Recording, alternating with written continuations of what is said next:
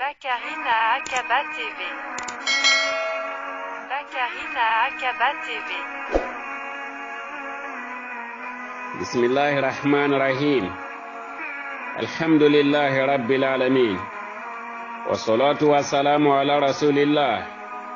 sallallahu alayhi wa alihi wa sahbihi ajma'in. Akhi muslimin wa rasukuni. O hago terin kana ki arajon ka barikante kama kenga na radio Zikra. Radio Zikra terin kana na nyugo manda ya malle mun do khlisi aga no kusu o kuyinda ndo khantane nga katta rasui. Wana ko sara kuyinde ke qarar jon kanun kutun kama radio dambe marena haraga na nyora ganta do me ke sanni de walla nyaga na Allah ga na radio ka kira kanuni joya re mara.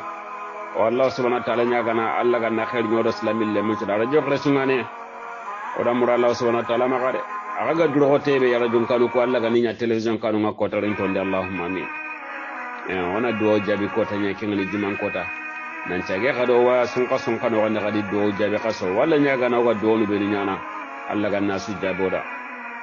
nautu oga hamira hiso wunu katallai yonkin ta hammiya gani ba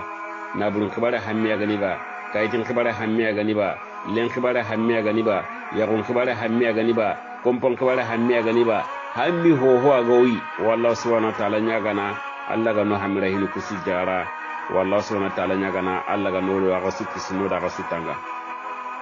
to badon kampen nar jamal loye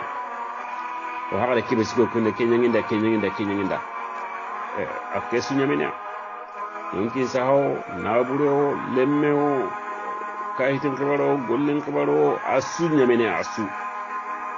keso halle kibe ga dumena ga tokko o gara angara kin kitata na Allah ma ho to kanda angara tampe su ngaru dunadi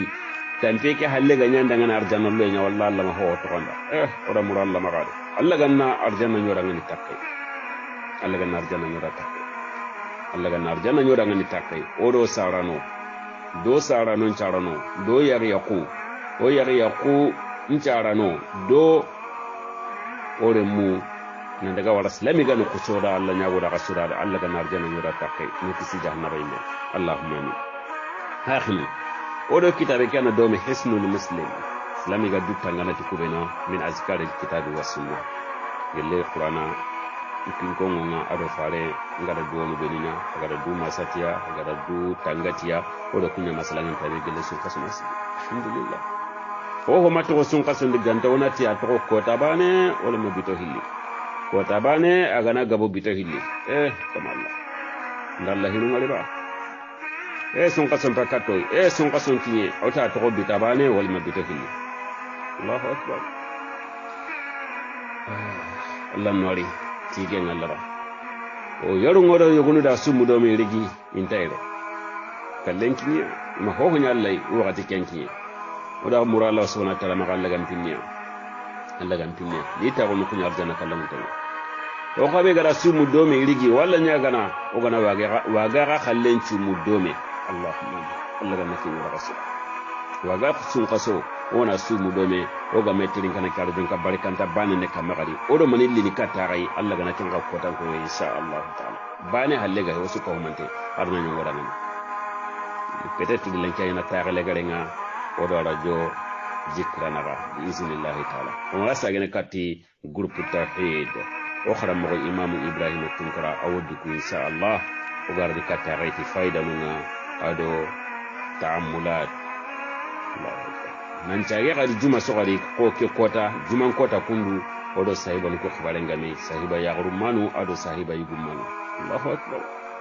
walla nyaga na Allah ganna barkiro wakati ni kudina khairi nyoda ga suka mantenda arjo Zikra ado itirin kandano na udukri sunga awa wakati nyame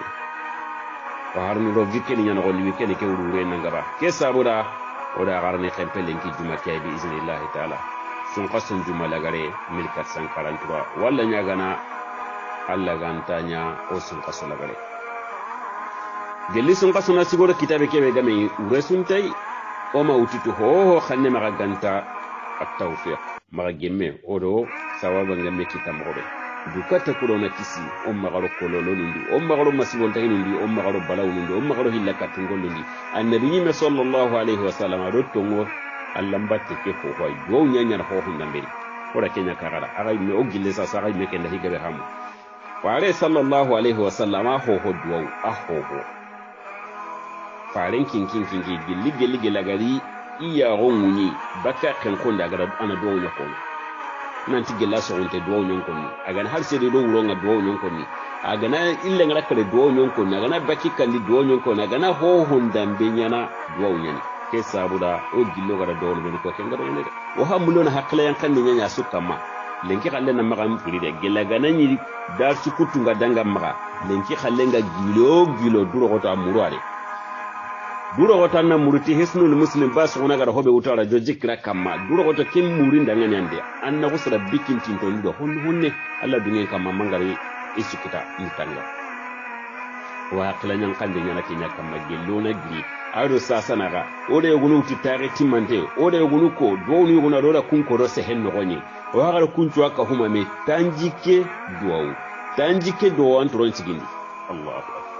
tanjike duwawu har ni kenya masala meda asuna hanke annabi men yanda kan bane sun taranga tin no ke buguminna kunda keko ke sawaban take kamar dalilin take buguranta kina kundwa a karammo gonun tudin to wano khoron tilin di anga bi na su sawaban teni kitaben timante ne kitabe ke ga bunu go be no hadisu khoro yeni gari ka huma me hadisi sahanto gana tari bukhari wal mari muslimu wal mari kumpa disu sahanto no gonde sikka su taran ne killa ganan ki tumpule nan ti fare ni lakanda yo kha uga man digame ki mananga utiro hobe wal monata ki hakla laga utidi kebe kenyan tan ya ona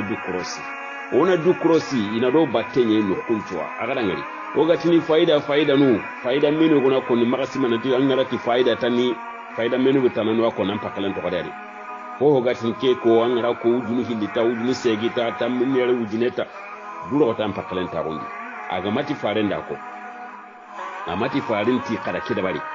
amati hadisi sante ga mata allati duro ko to daga ampajino kada maren paklallan ta nagara ko bati en ka gollen no gondi ho nan ta ni ti haklallan kenga nya dina kiri sasa wulume gempin tora dina kira kasoni nke ga na risasa ni me haklallan ga robe ngari nke ko ni da hamona nya kundwa ankin kata gunte an fota yake doro anti non ke ko ni mangal kun ke to an nanya kundoi ai hota na tayi an nanya ke mo wari eske dina kala arada kan anyi menan paklen tanki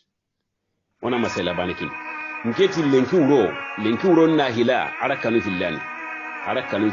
ara soko honcalli an ara daga an kompe na arakanu filli an na salli ara kampana an na kulu ya yo hal kafirun an na kotta tanyireta ara kampila na an na kotta tanchegeta hota na rati lenkuro anna nyana rakanu tunyai kul ya yuhal kafiruna tahillo kul andanga hakla landa mesor hota na rati lenki khalle anna nyana rakanu sikya rakanu nakatiyai ara kampana kul huwa allah andanga ko haka mani hakla lanyo ko haka mani fahamen ko haka mani daga killen ko kembere kita nyana kita ta hibe kana duguta nke khalle nyana ke basuna hakla la ara ko ewa una kota na ko Sheikh Abdou Cissé arajo jikra ada ko kundwai Sheikh Ba ada ko kundwai dirigiteri arajo jikra dirigiteri khore o gana nya ki ala halay kita ona obakati kan kille ndaga tirni talla golle ke habbo no kundwai wali mahari magasalli ganati faren to na nya kundwa ko faren gara ko mogobe maga ko nanti kati da ko kundwa kati mo magasalle nya nike kati magasalle nya nike kati daga kille nike aga nya kunu ngata na ampai hinu nya kiyena do duro ko to tikonda ko ganati faren nya ko kunda ragan kituntu jamiki manam pai ke baale bukata kuda hinu na maka daga wunyo kale awa kinyan to ko bontolo ngin to ko baka kinye kilun to ko baka kinye laga mina kita amparno Allah kute golein parce que go harni da kinyara di kenta har kuteratu to ko kora murendo jam kora muredo sigira muredo kemetana aka ya kan tere jo sosolun kama istati ni do kemetana ko na tiaka na sale ke mara nda dugutana tike muallimu balo ari muallimu balo ko tanaga na dugutana tike ustaji keita yani hoto na gana duguta kinna tige anda hinu ngari angara daru men to ngara start lugo no hay sahande be ngara baganu ho na tilenki wuro challini kudwai lenki wuro kenga kidimi ngoro ke kota ngara ko ndine kita ho da maga salli mo gonu mani arti ho di henta salli mo kena tan na nyana kar arakanu kena tan na nyara kanu kena tan na astrable ko ta tanyere ta kena tan na ko kameta kena ta yanna kono andangari aklan la num pay kay me akla mani no magauga rago no kitum pili danga daga no kusanga muku an ga daga nukusu an daga saudi o an daga europe o an daga asia o an daga nukusu kitabe ngunyana ti laylatul qadri ona kan duwa kono direct aswatni allah faris sallallahu alaihi wasallam o ma isati an hadisi bana ne kyali an ga daga saudi na kenya kono an ga daga mali na kenya kono senegal na kenya kono gambia na kenya kono an ga daga nukusu murtane ke duwa bana nyani awa farento na ko tampak tanu manine tatanyere tane ba tatancheke tane ba kame tane ba ujine tane itina no parenti o maisa keko awa wani miranta an pakan naka ngara ko tatanyere wa sirema kandare an yimanda ko tatanyere angara ko talu hillia nambara jen pempem pay sondo menyan kontene alla gana akhlasi lo sondo mo akla lampay ke bane amma kan toro to hohoy wallahi qanuye bane tani ono me kitelle gonde gado killem potele nten aga nan toro do ko ta haygide wada maniko wada manikanda ho kanda akhi ona medema ona kande kilon ko isronga ke dunura kute hetu ho nasrunga rasalqa hunga nasrunga rabbatiqa hunga nasrunga rahinu gunu dimmana manan tampinu na hantiya bo to be kaga yallan pin khani ka Allah bati golle be gane boguran tayi mogon tayi ko nganan tayi tingi me haklallanya dangan ke fami ne da kingal mannai kunta manya rebe ga tamanya kenni sirbe ga ma da bariya Allah farenga madabari ta dutumo farenga manya kundunga tono farenda nya kammo ada ko kundu ada nya kundu tempete ke ngalla hiye jamin to hayke awalla ga no jamin sawabe Allah ga no jamin sawabe wanda garo tanjiken do umbate aga hakle ngaro ga ta wota hana wada mesim mandi nanti ona istikhara angara ron ho honda be angara golli mena su jopana ngam lanna nyageba ngam lanna teraba ngam lanna loka kurumbari ba ngam lanna uruwa ko boba ngam lanna ho hunda be ngam lanna dabari parenti anna ho go dabari magara ga katti e jinna gume magara ga katti hayinda na inta ho hoti iyar hali menta to ko bare be ganya ko mani hali menta to katti kan ho be ganya kentu latu hali mekko heke mannano siga halle ko heke da nati man inna mani nyana kundu anta to gelaga nan payti dunare kem palanta awi ummu manya na ko heke antangali ko hinna latu sa wallahi ayi ummu manci nyana ay metengeke antengeke ay metengeke be haka ne de antangal magana hay dunare nyana ko antatu maga daga katai farinti tanna araka mi lisalli anna duwa wo ko on torno ken duwa di daga adda sumu anga do ke timante nyana no ko anna tin duwa ko wallahi malaga rabbato ko yana an gada ngari tan nan tan avance ka bare ni tan Allah tiga continue in kan rat nan ti hinu makka manan bloki Allah tiga an khairi an tan inna la khaswa ken ho han killandi wota ngara sakanga do be kono wasu da ken fara do me sage kate wota nan ti an ngara sakka kan ko nan ngara sakanga do be kono ra ken kan wota nan la ganyin to hanno gendi ta misiki kempalle anna kullu nukusiki ko kula uji brabil falaq kula uji brabil nas ar qul huwa allah ahad anna ku ko ta misiki anna ampate ke susu anna susu satai no isa oho wal man anti asuqante titenka manati bismillah wada'tu zambi wala ken do usu wanunga anga mundana sage kati dar so sikandi ni mania enam o lenki da singilo no re nka muru ade ana han kore wati do sikandi ni mania kenna ngara gire ko nanga do be ko watan man alhamdulillah alladhi ahyana ba'da ma amatana wa ilayhi an-nusur ngara gire ko nanga ke do ko anti tige ngala sire gabe an to amagri an ko ngara gire maga gire ko ngare Allah tiga tige ngala kembe gadi ngalindi kompalle ngani ngakara alhamdulillah ngakara anga sugunan kan kara me anga sedu do Allah tiga sire gabe an to ko amaga gire anga gire an Allah tiga kenni tare sikandi e do na atandi oti kote ganan kam ana mari do ko uga ki wati ko to do go kam kunye nyana sababu yo garo no hilla ka pingolu ku yoga ki no ku so hommenu ay gatin ke da balinda ke nyanginda ke nyakundu asunu kote kai ati kote ngararanga kote garan kam kote ho annanti allahumma rahmataka arju fala takilni ila nafsi tarfat ayn waslihi li sha'ni kullu la ilaha illa anta rake do kan tannan tin kama Allah nan ne manya jikire kote yin kamare tampe yugo yin kamanya wata ne ho kin kote yin kamare ka kairi be gam maga kitan kamar lampa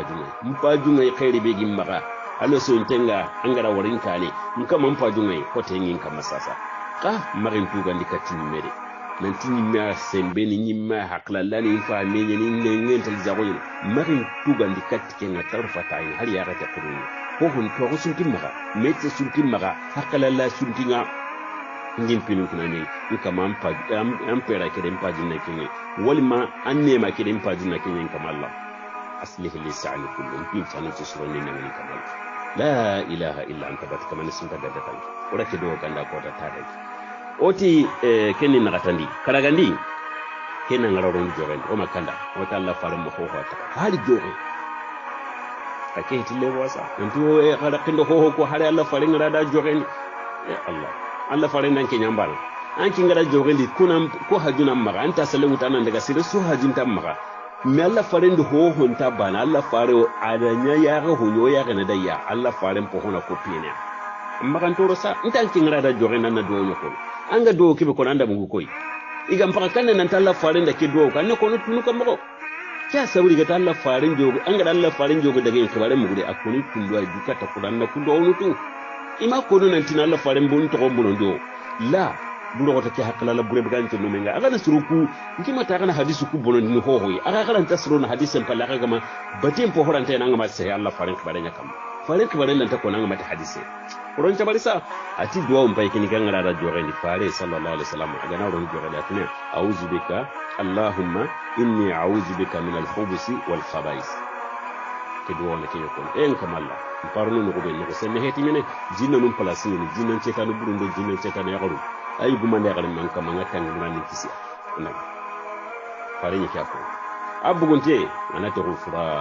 ghufrana tiga ngala dan kamalla nyampe ngasa fere duro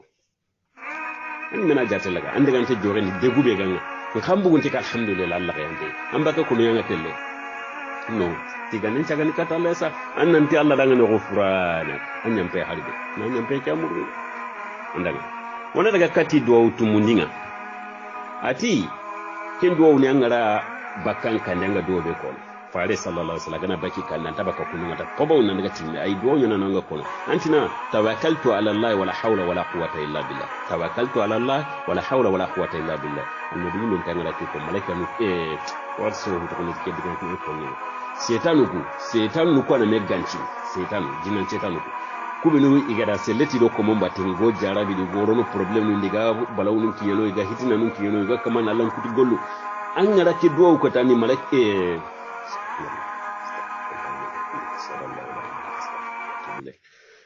wa setanu nuku kunya na meganci jinnan setanu ku mina na meganci na ta kama daga lokati batenga de kada duro ko to ale kama daga lenki kati gabaki kandara ke do ko akisi atange kama daga batenga ntake do tangana balawun ko hanki sai ho hondambe toro a ganya isda nya ganya kibare so anga sai nan tire katan kompenya ngara ke do ko Allah dunya kama bismillah keni do tumundi do nyoro ne aga hakle ngadi o gara hammin do sino ngaran kitanga do be kono aga hakle ngado wata annanta allahumma inna a'udhu bika min al-hammi wal hazani wal ajzi wal kasali wal bukhli wal jubni wad dal'i dain wa qalabati ar-rizal aga saharo batanga ko awre nen kamalla ngata ngi mun gila hammin do sino ndo konto endo kisika se ko lampu ndan kita ndai bu ko la dere go ngariya Allah asu jarabe bu khore harangaran ta hari nan cigi nan daga gollan lan tay annabi gunu to ni gollan kandi tan ko magairan ta gilis ko banga na u gollen na bon hari gana daga gollan nga hire hare ndo na daga mulan ce mino ko lakan kai kasal do nga bon wallahi kidanta da suwa bakani an ga nay bisira nga ngay bisage nga ngan kan mutu Allahu akbar do on pay gindi hammin do suno kumino gananga wal bukhul har kutu ngana gonu kumenu wal jubun ka ganta ko mbutuku ga kutitu do akahu wa dalai daini tambunu nga menyi na ngandi ngara ki ko tambunu nga tugene bakanga wagala batir rizal ado ibunga mi anni nanka ora ki kananga na kota sagi kati durusu saganto hallan ko wona ga kati do segundi oti hingra ko tankama har ya ke darsu dinda hatampanje ko kini fibare be ga yankini me kamma agara hibin na hinni me nga sigi sigira no gonu nyime la samanta kore ngara ke ko ngara si batengari nda bani ko nta gabe yana no ko mi tahin nan gila ngara kan ko kushe go kono kan ta hada mamma ka duwan paikin ta ko wallahi yanga batengalla ko te anga sigi no kusanyi mega la sami buguranta loranta ngara no kusuka to na kondo kembatte sudede kembatte so anga sigire maga simmiro karasu yam pakalu tukata Allah subhanahu wa ta'ala nan kilen saka kamana ke do ko kan do ni ken Allahumma la sahla إلا ما جعلته سهلا وأنت تجعل الحزن إذا سيت سهلا أصوحيك اللهم غرا باتنغ الله أكبر وند غدو دو كابوني ماتنغ أوتي لمكو اللمو anga do bi tanga anga ganni ngo sara no nyu kutunya ragana ken prakti to gumma gabo ita do utiga kono kayno kitenya ragana hutu lakkesu be so akin to sorobe no sasa ni ke ngaware kem palle o kudo kamran ko kudaga na yinto ngondi ni ke wallahi saga deroku o manu ko Allah gampinia Allah ko be no ga sago nyum Allah ga na la gara linya ko be no ga branta ko Allah ga na la gara no slekini ina kitenya daga na nturo su aliman min bogunte ina daga siga kana woli mina daga siga aliman kala kana woli mina daga aliman sagata mai kandi lemme ni mun laga nturo su bo on pesa don pay ke ganga lemme ni mulla gana tay amaki nan daga almami ni men kita alhamdulillah ni men ta wasa ama gilo do de pinya ni fare ngara ko almami ke me hanyi me alle me ke me laga na tikai am fara daga almami ke be sakata de modi ke de alani anan lemme ke me laga na tikai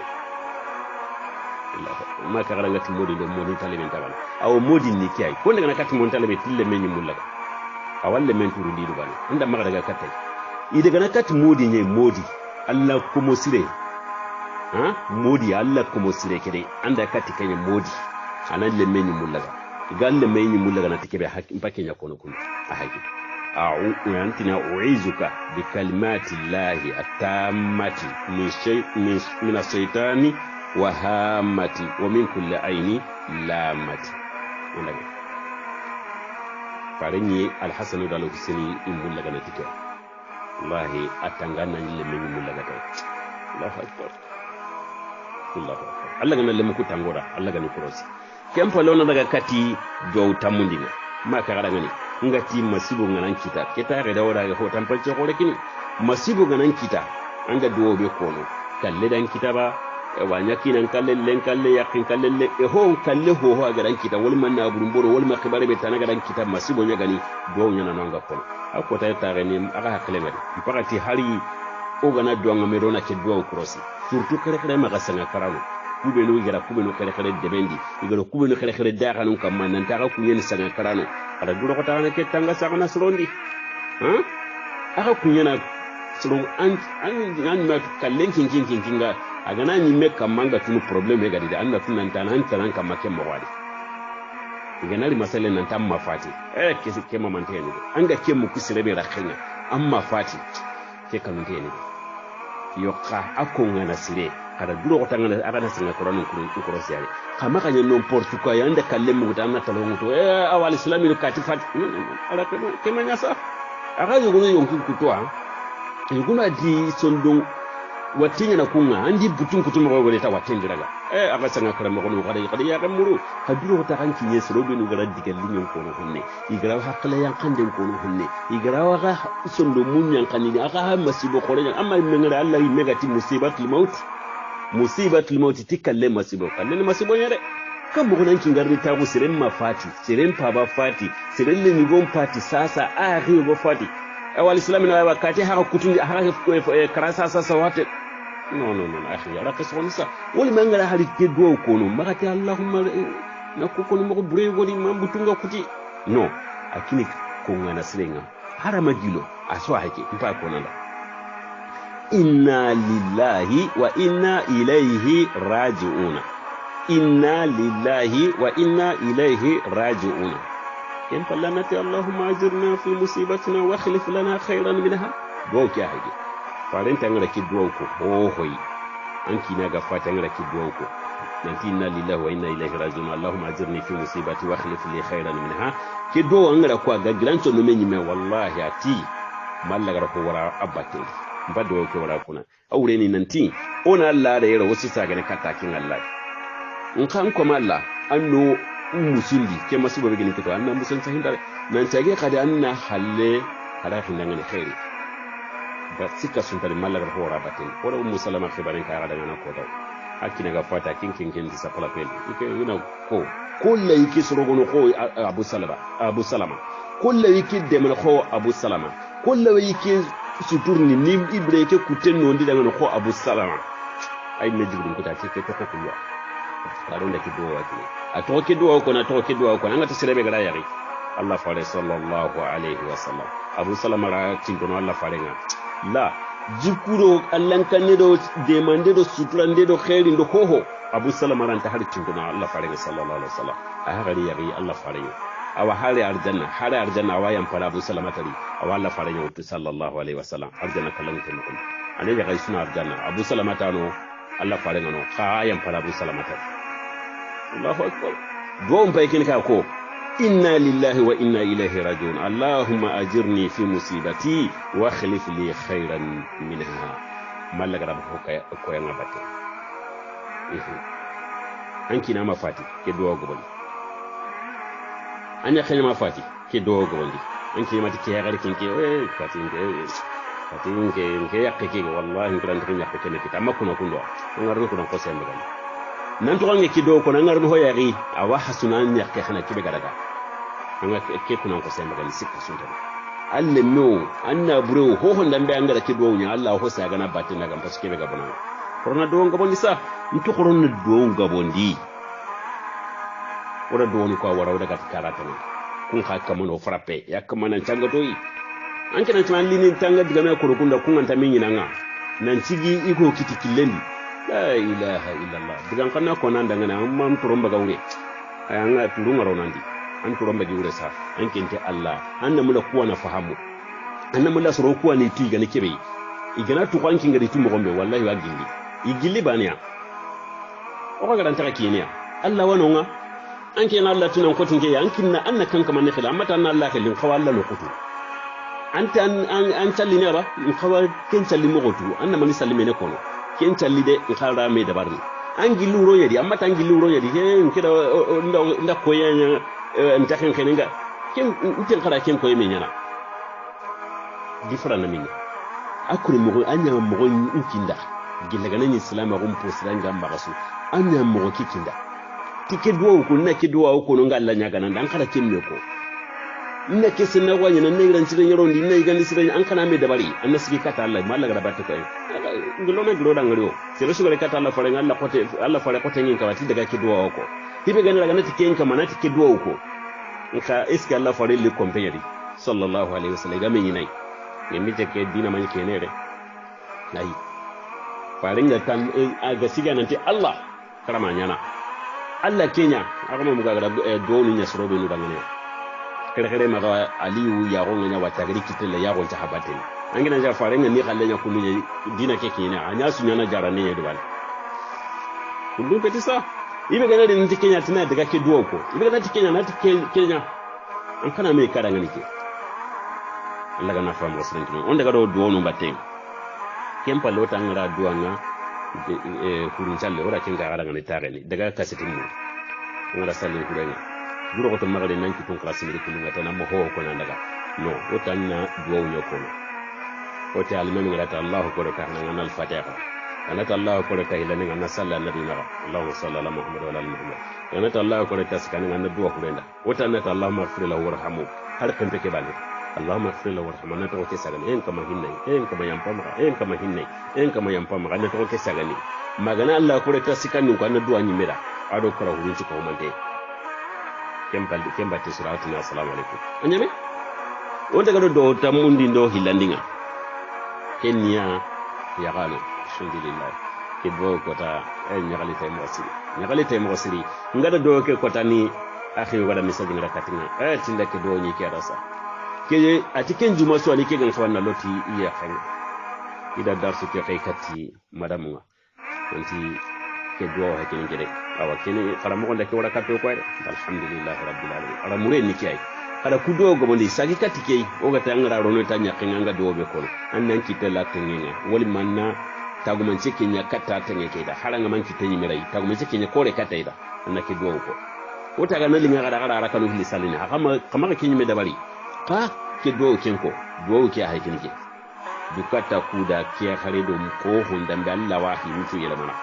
hare ganin ya hada men yiti na ke kare kinki batin da Allah wa san zaman yana kinu wata kan do Allahumma as'aluka khairaha wa khaira ma jabaltaha alayhi wa a'udhu bika min sharriha wa sharri ma jabaltaha alayhi kuma ke kan nan ko in kama Allah ke kare khairi su ga in kama Allah fadin tane a gari ta khairi su sun tahiyya ba gani ba hinne ya gani ba demande ya gani ba kanu ya gani ba jide sire ya gani ba ka itape ya gani ba ko hunne be gari khairi ngan kama Allah nda muru ke kare khairan na kine Allah nda muran maka kadi de gela gani ya balaw tora ga ke kare ni gela gani kakara nai aga ni sun fukuta nai aga nya gadanga nai aga nya tora ho hoya in kama Allah ngatan yumur gilikan tora yana kin tora nan doon bay ngara ko wallahi malaka da batte ko ke garan tanya nan dangan sondun ko ya kariya ke garan tanya nan dangan to nyangun dane ya ke garan tanya nan dangan gan cimpu kutu aga ndanga gunum bar patala bakane ke garan ni an naka talanta humi Allahu akbar doon bay kinke pour ko ngi len giliti est ce que kare an daga nakati sreta nay tin kare pai hayinda nan nakin Allah kam mo daga kati turabu katala ngana idro mulo nyenga nda khiri kundute an kare ta ke garan di ya gare muri ko la dinga ya gare muri ya gare misane ya gare dinga nya muri ya gare de penya muri ya gare mbula manya anga aka mana nyin ko lam pompe khahuta anyi mira ya gare be kanu yitike ya gare sireni da damben kande da suren kande da kabe anyi mira haraso ngare ya sarano asu sireni men daga kata hayna nan tanke nya kayetike anya gare nya resa daga ampa juman ta ba retu a han kuma ne ke gare tire ya ke gare tire daga nan to wallahi ngadi de mun Allah ko gon manya kan jiga bugu nan tinga na ko sire ka hunda ganan an yakal la ganga ko donko ona daga kati do tamundo sikandi lenki masala ngere do tamundo sikandi nati sada an bicaran yakan ga dobe ko to rake ka gada ko farin mo ho wato ke tille bosa ko bara ko tare hane kidi mo ko lebu nyane ke ya esko angara allina nyaka yo ko homo mo ga kini ya homo mo yugondo daba ya galenga anga bi wala kinga no alla da hakkilen kinanga da hakkilen yakina nga anga alla tigana al halan chukama amme tanay amme yugo hay kini ke kundu wala njin kanga njilanga allo na burena ga gundo ho ya kenta maka kundu ya kini Allah amme ya galin kallan mutu yugo haram pare giya ngai promo ngai angara sibinte ngana kinime antina ke galin timande ka yahu zami amadini mukon ta maka yagun ko Allah da kinno dan kinno hankin yalli na kin kapalle ma ko da bara anta tigande do mama nde ado Allah nan kisi setaniya ora kin ka kada ko to wata ngara kiddo ko wallahi setani la tuna ga hara ga hatni nyakin ante ka ba kuninga wala ma nyakin ta akanu intaru ninga kundu do bay Allah ban kisi setani aga do ke to nda ka kota ntananti bismillah allahumma jannibna saytana wa jannibi saytana ma rajaqtana aswahi do depu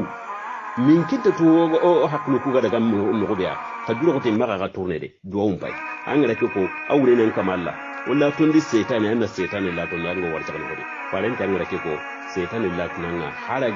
kumbara umenu benu ga agin nyakanti mulande nyakinga dula to nganti ko ya gare hitiya an tulo ko nya hasakin palle de an tulo ko yugo megati ya kenan ne tanti ko nya hasakin palle ke kinya minna setan gai duwon ko Allah wala to ne bakan an ya garin kallon to kani ke garin kanye pourquoi kinga nya nan maka ko yugo setan ne ke duwo ko awalle me kaga nakite farenti setan ta meme Allahu akbar Quran daga do no battenga Quran do no gabon dare do tamuni no naka tandi an rasire ngari jarabe ngai anda yogo ngari Allah silson ngara ngari la jarabe Allah gada la jarabe kinya watte ay ba anya jangiro ay ba anya hamme ay ba anya adu problema ga kamma ba yari kibare hammi yari kiname yari yakenga me walma kun po menu gazi garbe no kibare nda walma ga gube no kibare ndi la jarabe mpete ba Allah gada kengarai anki mira sinte ke angana ngari ke gutti mante akite ngam ko be sawapa hajjogo ni ya ren nakundoi ko ya wara Allah nda kinyan kare in kawona do kibe agan Allah ga makin kinya kinga an fa sekyan tan kudum pili kama jogoni tanga an fa kin kanya gon timante nganga ki haiki ya go menta gumani nya hamari ga gesu an kin pai ternan ta pile ke hay saro yo nyadi ga pusene an kin pai kin ganga subhanallah ti Allah fare ma ho to da ganta do farang dia don pai kin ganga kum saram min ngara ko ko annan ti alhamdulillahi allazi afani mimma talaka bi wa annan ti wa faddalani ala kathirin mimman khalaqa tafdila don pai ti in kama Allah ti gan Allah da koi ti gan Allah da Allah garin kala kahiya ngama nya kundu den khare mare le jan kannan na gade yadi toujours annan na gade yadi toujours ndo ko te kene farenga tan na ngure dinga hay pourquoi nga kamuran ken pay an ngure dinke kenya hay anna Allah ti gan anti jaga Allah khaire ko dinga da kangan kamuran kenya nan ne kallahi ina ke sabura tan ra sirenga an kagam pasai Allah garan pasai to ko be anyanti mante ni ba jangro ngakene anyanda khaire kitaba hunta kimmaga anyanda ko hundan be kita an gam pasai tike nan Allah tiga nante Allah da ukke kuma jarabin kime min kita asage kadu faddalana ala kathirin mimman khalaqa tafdila adin paso gabe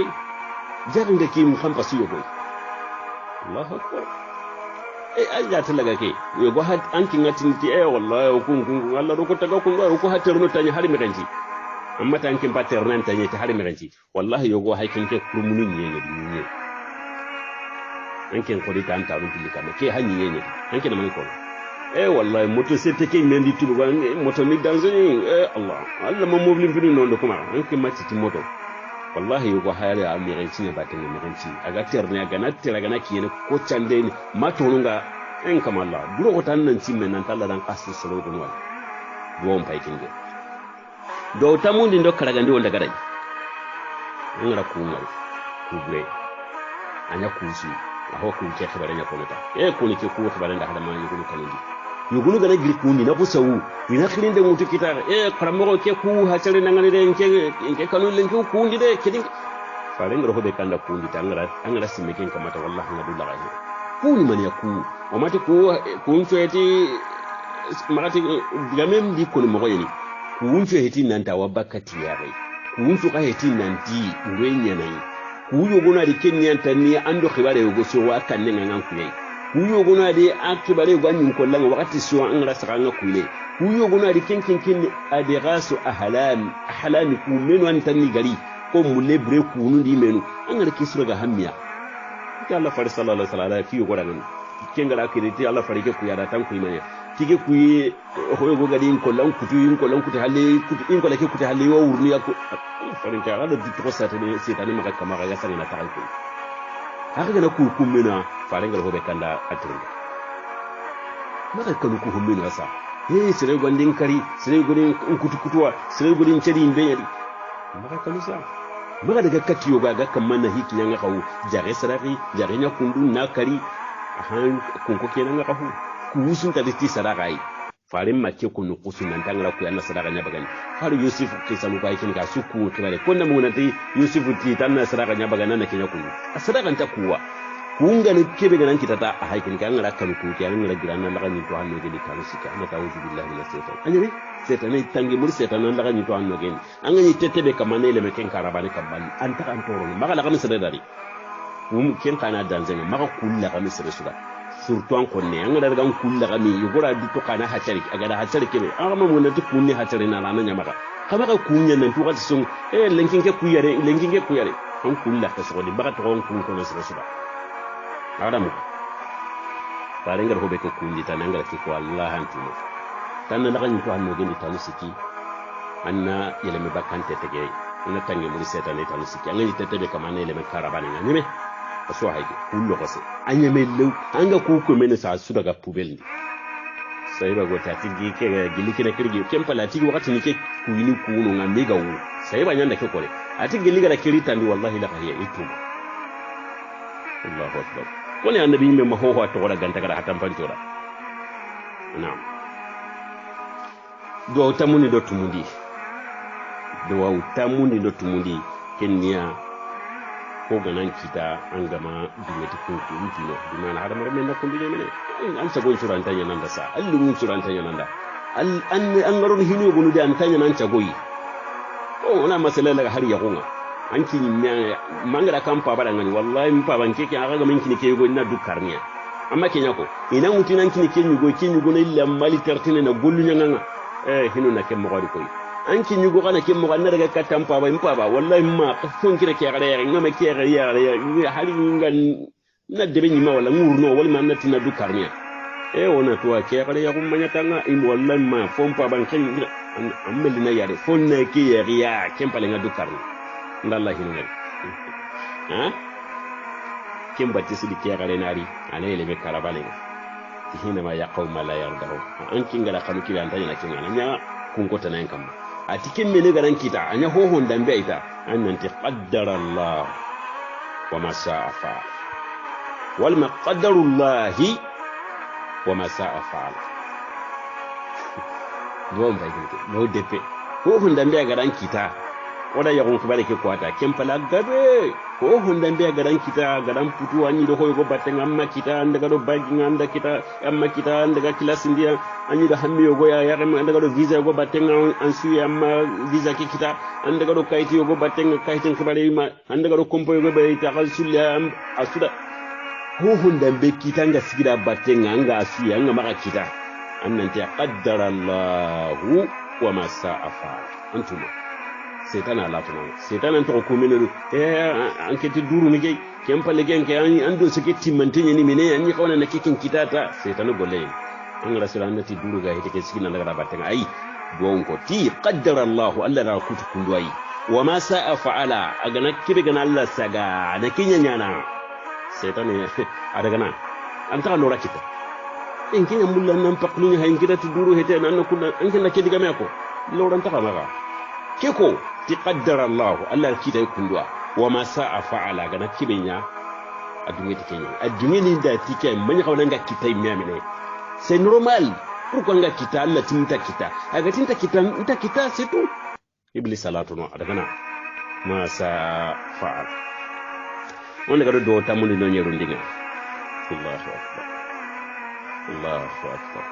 wala ke ka garan wati dangin do ke darsin kun wonde wada ke ko tamani ne o kharam mo sheikh mai watara kinta tafsiri ni ma jopana wa dinda ho aga take do ko do usire wallahi nan to ke do ko nti anya ke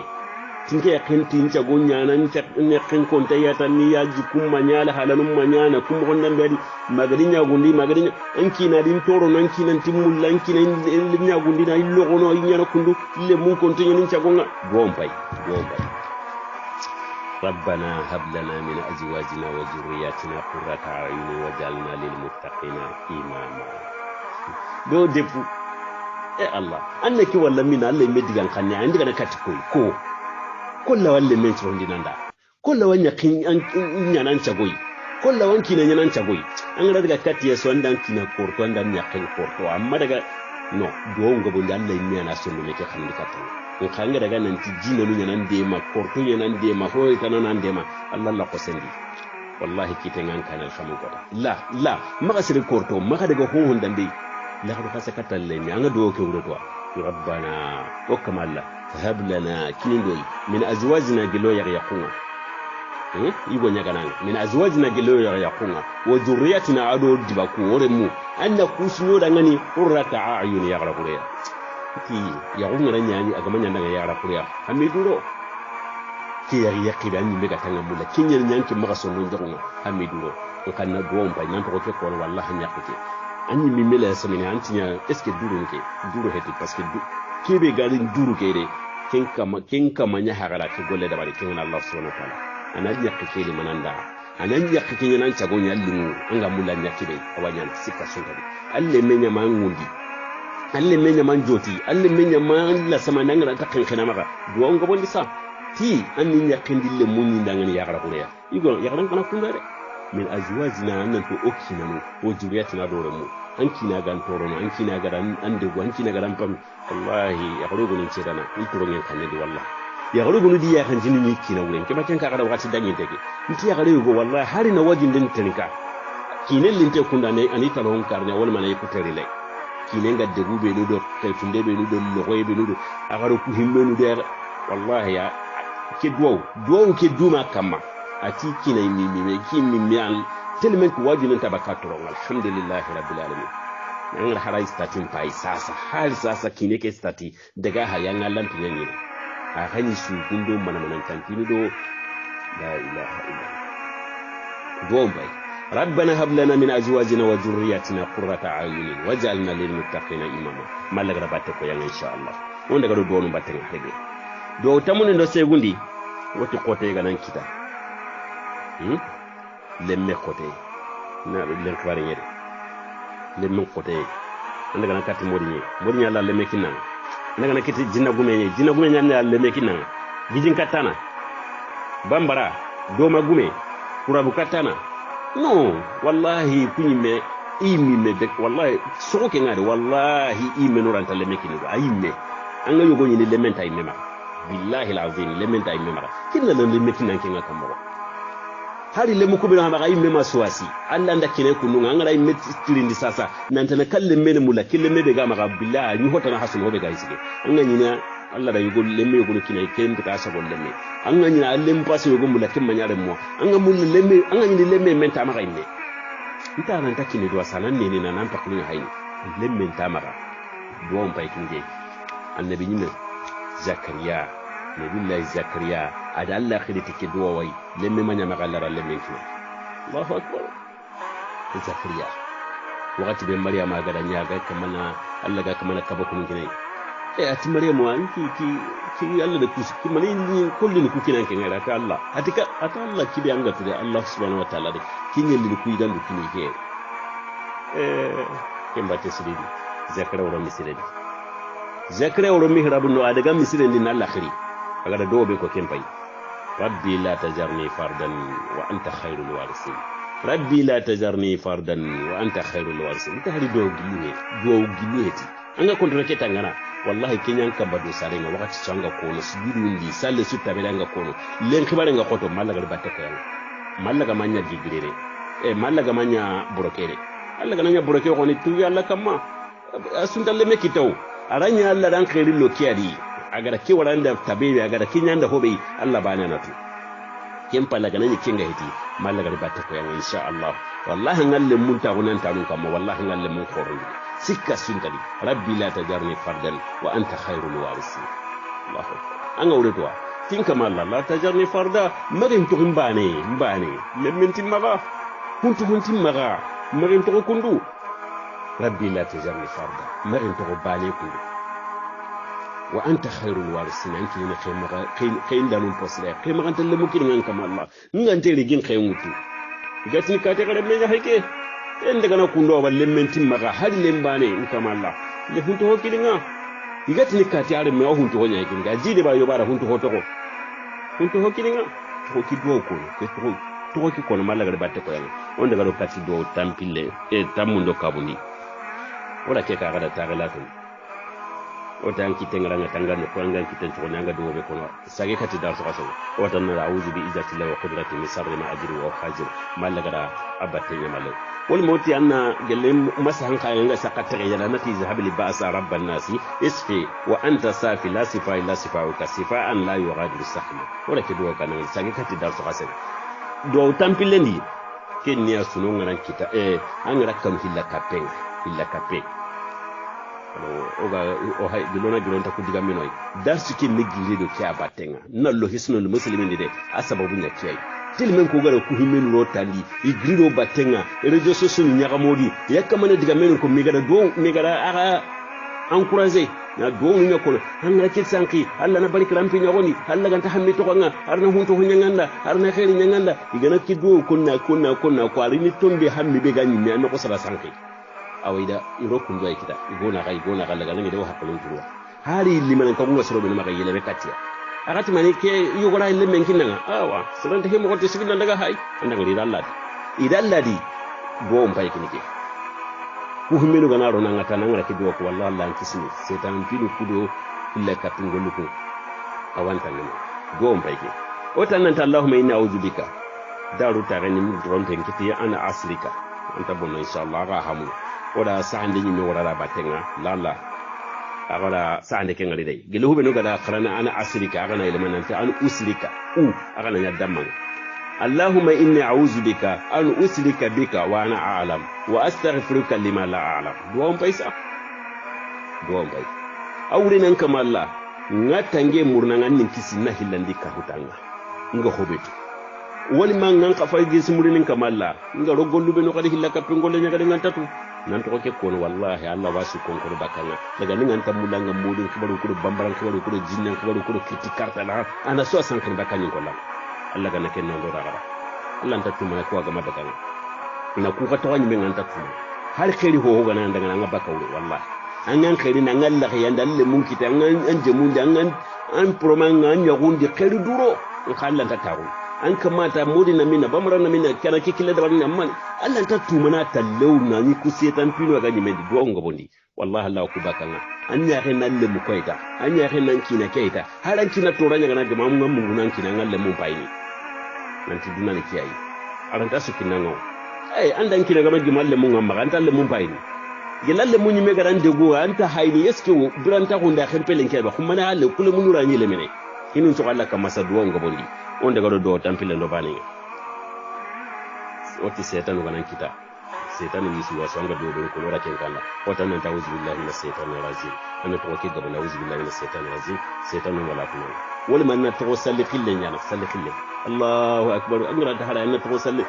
khille kasitu ko na kullai wala man salli khille na setan nulla to din bakanga wala man to hin ko ngono wala mota hari suratul baqara angara anta hada karangan na kaseti lay na to qur'an bagara karong nyang company setan en tabu na ten company pare na ken kala on daga do tampile ndo hillandingi Allah ko maga mu sara ko de wala ke kaga da darsu no ko yoro madda taru to ke kamma ke no batu o da yugo ko masala ngin no de daga nata sara no pille ko maga mu gere Allah farenti sadaqatu jariya ni sara no pille da hari kala halle a yugo lum pinna sahimida manga mulanna kenyan charana gere jabe kal sintanke magalla manon danda Allah ta misire tagana an pa ba dangana amma dangani asen tanda do on paisa wallahi nan to ki do ko na an pa ba amma hara kalle gara sino tammi tampile sine tanjike tan ngate sine abaga nan to ki do ko na harbi agolle ko ta su ho an sagene kayne Allah ko na ki khairi bakantu nti da fara mo go tinda tikena ti an nan lencire tunu ko mo na tikene lencire ati serebe ga do ngi saronon tinda amma ga Allah ga fi awwala do salihin lencire ya do law kina ko yanya lencire nga awanga katantin tuwa sirebe ga mungi saronon pilya anta dunye de ngana anta sadaka bagandi da ngani anta len katante do on bay kindi rabbi yaghfir li wa li walidayya warhamhuma kama rabbayani saghira do defu anta ngin wal alhamdulillah rabbil alamin Allah tikana Allah rake yin chondo menga mo kasin kinin tengelo nyenga na grindi makido ko kalloka alloka kuro maga mungu sarano ngasa kuro ndu idare yi hajunta yana ga duwa ngadu kata kura hona tallan ka hibra jenga daga ma an ka ganyame wallahi tambo ngarono mo ba tigere ko ma alla ga lemme ka kinan ka ya ga ri duwa dangan an gole ke ga duwe ke duwa hakin tin kama Allah yampi magana yampi sabon fili maga koy gari ko ro ligi limbici Allahu akbar wonda ga do do mbattenga tampile ndo hilandi an ga kanu koy an ga kanu sirei ko ga ki wakati bedi kanne ngora ngani de ha anki mi kanu gonu dan mi la samina asuga hinu ha ani mi la samina mani mu kibari menena ke kakin do mani kam menene ki kanga hari ji Allah ta an ra jingu to Allah ta ni jinga ta kunanga minni telmen kan kanu tan to kun kan ta sare kandi igande ngara wani me ga mace igande bugunte Allah ta igana telmen kan to kun ta sare kandi Allah tarno kandi an ngara buro goto am kimbagan parklendi sire suran to honya nasra Allah ga makidai kibagan yimendi sa sire suran ta tora ke nasra Allah ga makidai kibagan yimendi pourquoi ngake hammi tuhuma buru ku tubaru wutu an kinga simana sunan an kortuno sunan toro no sunan konno no kina hakala la burenye buro goto duwon pay kinga nan to ko kono o hon tankita an gara harisi ka soro yen natin huburenye nan duwon pay Allahumma naj'aluka fi nuqurihim wa na'udhu bika min shururihim angara katti sire sanga kanan nan te ala bubule nyoto katanga kidoko en kamala ndani gijimu nogonde Allah imen nan kenye gijimu nogonde amma ka Qur'an paklena agala nalla mu mallo sire gijimendi no nganya na digana sa mana gutti bure be gino godi kattinga gijimundi kibere be gima ka kattinga ren kamala ndanga la kempla saya angara Allah ro kempla saya na kende gaze de bakano nga khairi nyallini kempala na tiwona uzu be kam sururihim bubule be gawti kattinga kamala nan kise do on paisa kenta san ngana nga hannu bure ndo khibari har ki gele ke gana gilo anda ko mo gol la samanta ngari do tan haji annati hasbi Allah wal ma hasbuna Allah wa ni'mal wakil keko hasbuna Allah wa ni'mal wakil an gaure to talla ro wasa an ga tuga Allah kamar an tuma aswaki alladhi ngasare awa an kaga dan tunu mutun tuga Allah kamar awase tuga ndana ewa nabilla ibrahim da kiya ko ganya sirri min benda Allah batu ay harare me muhammad sallallahu alaihi wasallam wakati be duna su wara me yikunda i jamanu kusuron tan da menyi arabu mbane tide ta halle mun ta swani yatini hazab aswan giri nan tv lanki ke salama go na nyamana lew madina kinke ina madina urona madina de reke menen na susu kari tu da ke farendi sebun da kyako na ta hasbunallahu wa ni'mal wakil Allah wasa iri ida bito mane me anya ta gonu de ben kampani ni kontorono isage Allah la hankini wala katani su kolo su daga do um pay sall gan tangana amma ke yesro suran to bakka ma suran tan de mana kem palanga kan suronga do tan illen do cikali angara kan suronga kabana do be ko annanta Allahumma akfinihim bima sita Allahumma akfinihim bima sita aso haji angara kan surai nan tida bembe nya tanga ida kude tanya tanga har golle ranya an kanunte anga mu iya ido jambe go angata gakma nan gol gamula nan golle bonondi ya mulena kude tay go nyanga khibare go nyanga gombay maga daga sere suna ngani de est ce que duro yen ke golanka ke serenti mulano ngai hakku i hammule ni golle nya bonondi de gombay ke wallahi nan angara ke do ko Allah antanga awre ni mania Allahumma kamalla akfinihim ngasiya nkisiya ntangiya bima shi'ita to ho nga gadan chaka kibe anga mulana nin tanga mogol mere bedire nkamala nda to nya maka akala la suntinga mere suntinga gote suntinga ga ahoyra suntinga nda hinu to ma anga mulana nin tanga mogo beta ntanga kulu gela gana anga mulana nan to ka ke mi adi golan ka ke adi ntanga kulu gela gana keri me ganta ngara to ko ra anta suro no tinga ini ndenge nambugu ki golan kadi aga hakala ngari kyara jo jikra bana ne kamanga dem na kagara kelu golan ka yogor wallahi patron tinanga ni tinu mutu ajire gelli ngari kota hanan golen ati tinin ka tinu litu ina ngambo sana direct sedei Allahu akbar tufa Allah ma kitene tungu maki duwa ko parce que lon ta kurma intatu nanti kodde kingano ellen ta kurba sira nan kin ka konno kuma jaga hinu ta kundunga sira la sira kunno ka ho ka winne haran cigi te kita nan kodi batte ndi daga golanka la ray meken to sonun ko siki gara meni kasuri Allah sonun ko siki angari ni golanka ndi amma gonto do ke do go bondire kem palle anta suru kem batte suri di da hinu nyaga min maka Allah ma du to tun ka gondi ke kempe ke geli ngo hoyde tan kempe ko tay bol ma bita beluga ke mbata dinde gaze bakalo war ma passé ira su petit parti mara robe no wada kala go jikra terenka inde mo la quelque sankono Allahu akbar wonde galo do no mbatenga tampile ndo nakatandi wotanga nan cimu ko tanga do be kono wada ken ka kala ngi zahada zama'u wa tallat luru qasabata al-azri inshallah cimeri sun qasisi ke ho wada ken ko ngana cimu ko tan ka ko nanti dakun daga kurun guruba no kurun kilu ku beni gani ka kawa dakun maga iraga na mulo isehi muson qasabati inshallah wala ki ka kala de ako to ma ka kala wata maga ni butte kanu aga nyam butun te ngana ngara ke ko Allah tinno no har bane an ko den ka wa ka huta angati sabata la ajru no muson ma sabati de mania parce que ando kati butun te ngame mania parce que andan kina butun te ngame andan nyakem butun te ngame ke butte ko balen ni ke sunna men fayde wallahi ya gare gora misali ngara katina subhanallah naken ko no are wallahi ya gare hare ay meke magay to ngini medo ani maga kagara digo be no kan mi matuto anta wona ken ki kinada anta wala ki diga me ki kinada ya garu qorom munyari ya garu qorona munye kona tuda ya garu nantu ho honda be gadi anya menya alle meke hayya kandi kubuga ho honda me khala ya gonta ka bakya aga na gare mun pai o ko hobe ko ngun kada qorom kamunyisa ntanga nyego khore ngani gare ke gare kinanga ida tunan tal na munyini alla na kanya na alla na Allahu akbar ke gare mare ka ho isaga ngai gare ke gare utuna kinanga munyisa munyi anda tunan te gare patin de pdp yani ya gare hinu ko nyanga wure tinan ta abuto sindo meki mo gonu nyani te ga hinu ko nyana na nya ka se pasa batte ke dangare lanne na ay so ni wallahi ke sanga nanda ananya ga anga ngitaran kin bute wallahi Allah nya wallahi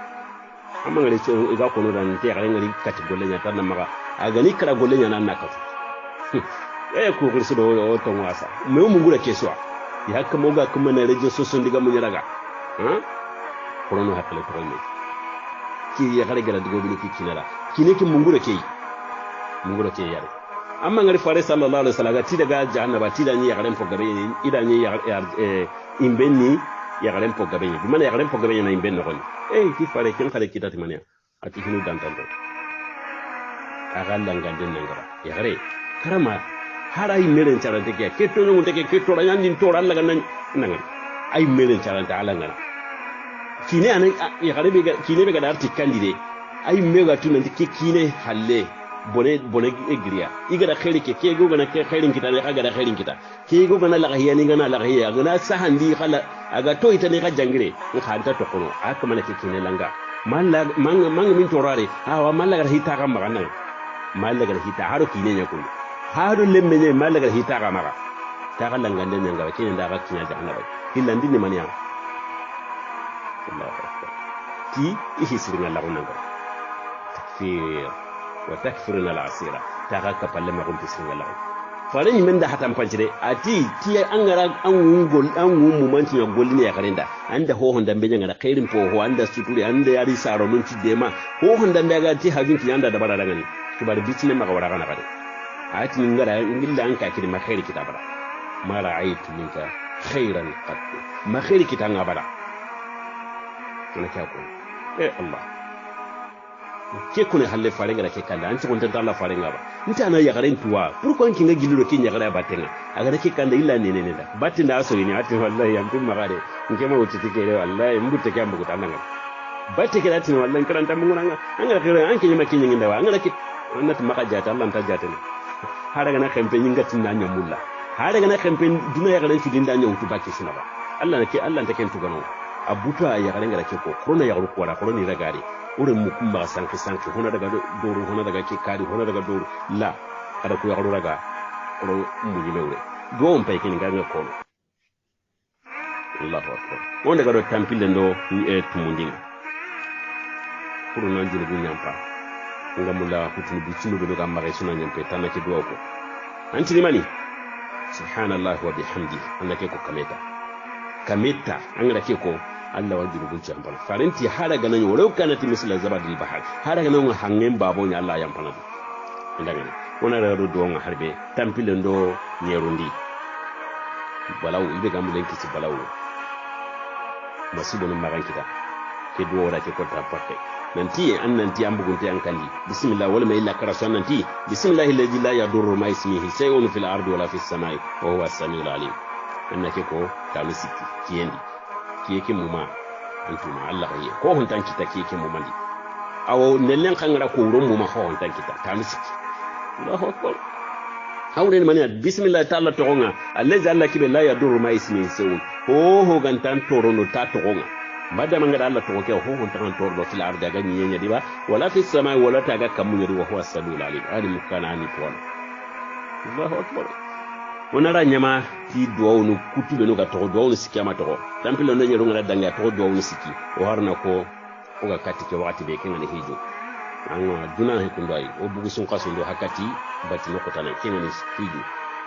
rigi hijo alhamdulillah hiji tanu hillahi ga dangi ila holla kan to kan ya kos de ko watte sababu alhamdulillah rabbil alamin kulluni hari kiluku nyenga nya sababu bene ko gabe ga mankiya ko wida ajinin ko nanti kisinan pakalantara Allah inda Allah ni ngari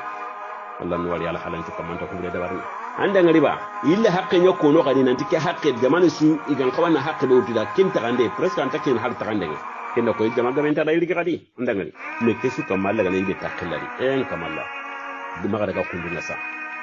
maka daga kundu ga gilli sasa duwonu tanga nga duwonu be ko makka duwonu tanga nga duwonu be ko hijin no gondi dukata Qur'an ma garaga yugulu daga na igama kanda ngana halanta kurunwa anan ga hijana nyi men khawana keko an to gunte wa anta gunte wa haranga daga honne yala anna ke duwa ko no wakati su in kan kin nganta jaman batte nganta do jaman batte nga halle fo sirenya nyanka na tine aga do ke ko nanga sagana ken do woni manya labbaik allahumma labbaik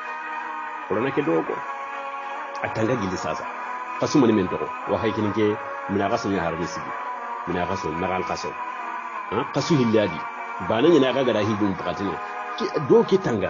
ko anki la qasu li nyananga kontrole ke tangana haranga la kempe koto ay kota su lengana ti labbaika kuma nanati labbaika allahumma labbaika allahumma labbaika allahumma labbaika kempa lanati la sharika laka labbaika do ke tangari manga bi ko kemure o hadde o ke timanto labbaika allahumma labbaika la sharika laka labbaika innal hamda wan ni'mata laka wal mulk la sharika lak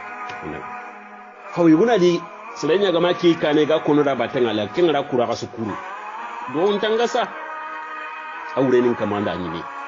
ngane ila sire gabe hatta wonu na bure ngama nan kotina sire gabe yonkin ta hanten pe ho honda be maga imakkatin nan ndaga paski mi khiri igran ke be khiri kitanki nya hada Allah ni mi tilabaik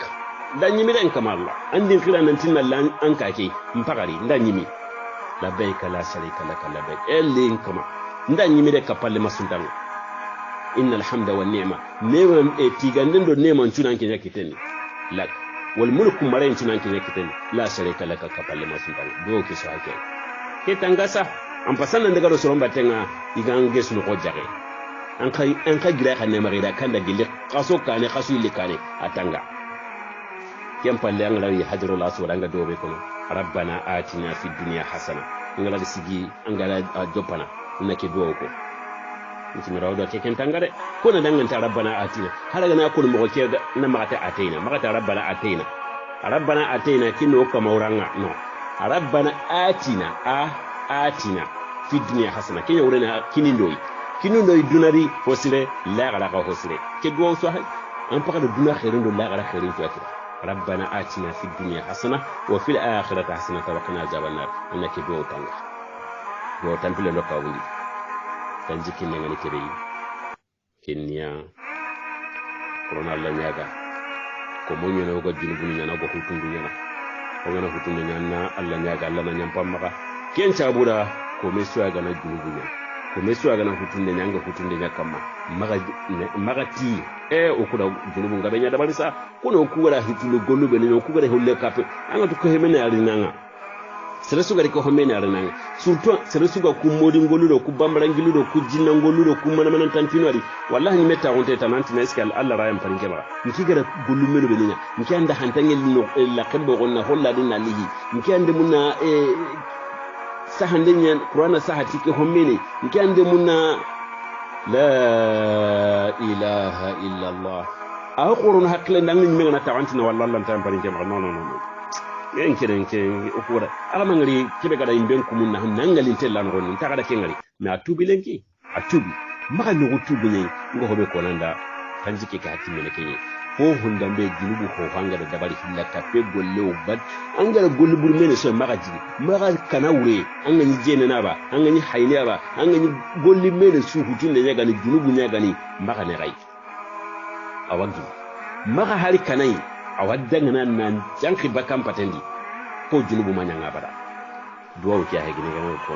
kini mani alhamdulillah na rakanu fi salli tubu khalasin tan nan nan tinta ka sagani katike junubu bada annagri no wa gari kita wakati bigana na rakanu fi salli fa yusalli rak'atayn na rakanu fi salli summa yastaghfirullah ana la ghafur bismi allah yantum maga en kamalla yantum maga en da junubu ngabe nya dabari sura ta junubu nyampana kinya halle ngama yantum maga limpinu ko yanga ngara hutunu benini yantum maga ndeke nya ntuwa kama he wala mandanya setana mpesi nga gadi ngara kugolu menan kama yampim maga ntaka mekillana wallahi yangara kenya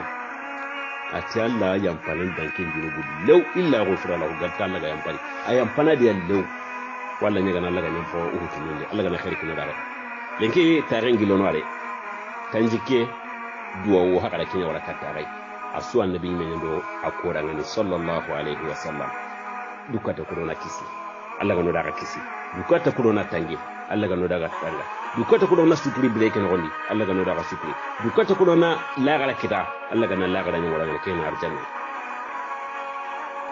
barakallahu fikum aha ga daga kada lamay basuna wassalamu alaikum wa rahmatullahi wa barakatuh